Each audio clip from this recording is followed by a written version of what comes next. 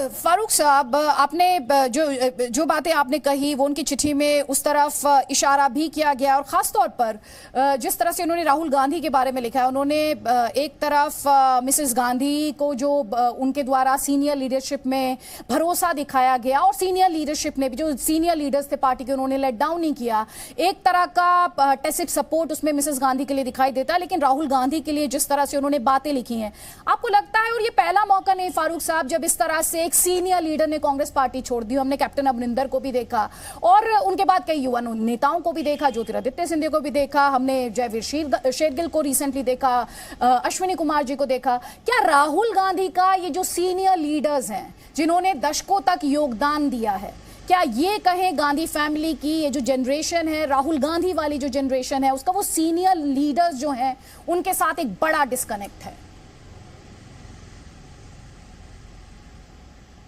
इनके छोटे बच्चे रहते हुए भी ये हर महीने 50,000 कमाती हैं। घर से ही कैंडल मेकिंग बिजनेस करती हैं।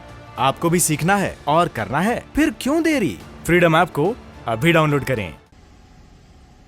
ज़रूर डिस्कनेक्ट है। अगर डिस्कनेक्ट नहीं होता तो ये होता नहीं, मगर मैं समझता हूँ कि मेरी सबसे यही इल्तिजा है कि सब्र से कहते हैं पेशेंस, और दूसरा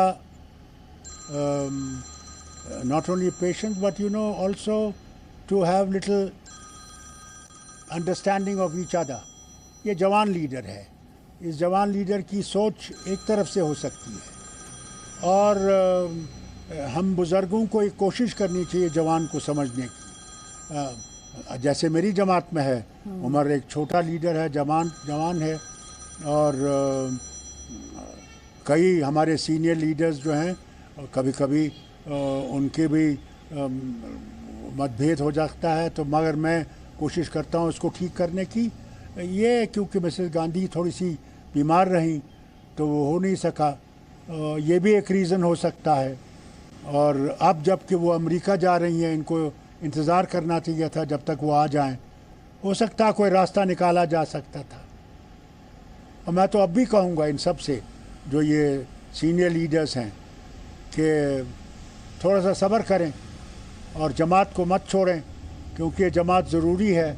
इसने हिंदुस्तान की आज़ादी के लिए सारी ज़िंदगी गुजारी है, और आज भी जो मुल्क में एक नफ़रतों का एक आलम पैदा हुआ है, उसमें इन जमात की बहुत ज़रूरत है कि हम एक सेकुलर कैरेक्टर को मेंटेन करें, एक फेडरल स्ट्रक्चर को मेंटेन करें। और ख़ुद प्राइम मिनिस्टर मोदी जी ने ख़ुद कहा है कि एक स्ट्रॉन्ग अपोजिशन बहुत ज़रूरी है गवर्नमेंट को कंट्रोल करने के लिए। इसलिए इसके बजाय मुझे दिखता नहीं है कि कांग्रेस अगर कमज़ोर हो जाती है तो वो स्ट्रॉन्ग अपोजिशन कमज़ोर हो जाती है।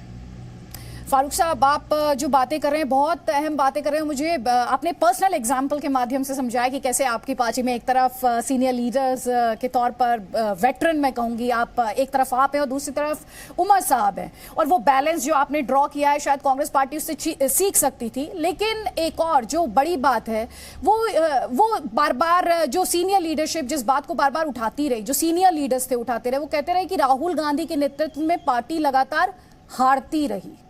पार्टी ने बाकायदा गुलाम नबी साहब ने एग्जाम्पल देके बताया कि किस तरह से करीब 30 इलेक्शंस जो थे वो पार्टी ने गवा दिए, वो राज्य गवाए, और सिर्फ 2 राज्यों में मौजूदा हालात में पार्टी की सरकार है। ये कांग्रेस के साथ इस वक्त कांग्रेस कितनी मुश्किल में आपको दिखाई देती है, और ये जो समस्या है इसे सुधारा कैसे जा सकता है? क्योंकि आपने भी जिस बात का जिक्र किया कि एक स्ट्रॉन्ग ऑपोजिशन किसी भी डेमोक्रेसी के लिए एक बहुत बड़ी जरूरत है।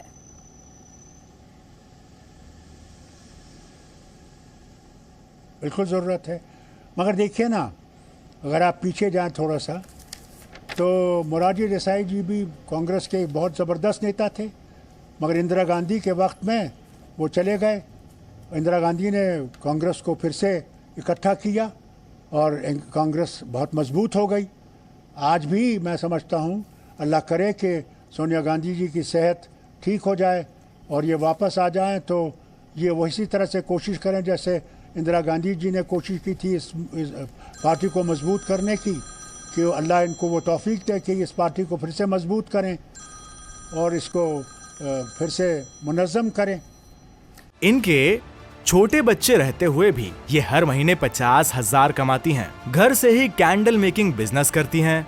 आपको भी सीखना है और करना है, फिर क्यों देरी? फ्रीडम ऐप को अभी डाउनलोड करें।